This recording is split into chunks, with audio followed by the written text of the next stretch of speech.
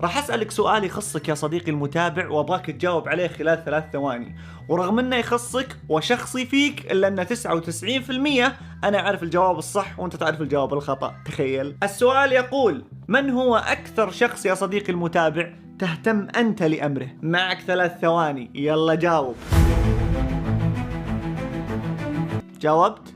طيب اسمح لي أقول لك يا صديقي المتابع، جوابك غلط. نعم غلط، جوابك خاطئ. لا تنصدم، الشخص اللي انت حطيته في بالك مو أكثر شخص تهتم لأمره، أو الشخصين أو عدة الأشخاص اللي حطيتهم في بالك ما هم أكثر الأشخاص اللي تهتم لأمرهم في الحياة. طبعا قاعد أتخيلك الحين تقول إلا هو. لا مو بهو. تعلمني بنفسي؟ أعلمك بنفسك، مو بهو. الشخص اللي انت ذكرته هو ثاني أهم شخص تهتم لأمره، أو الأشخاص اللي انت ذكرتهم هم ثاني أهم أشخاص تهتم لأمرهم. طب مين الشخص الأول؟ الجواب هو أنت أول وأهم وأكثر شخص تهتم لأمره في الحياة.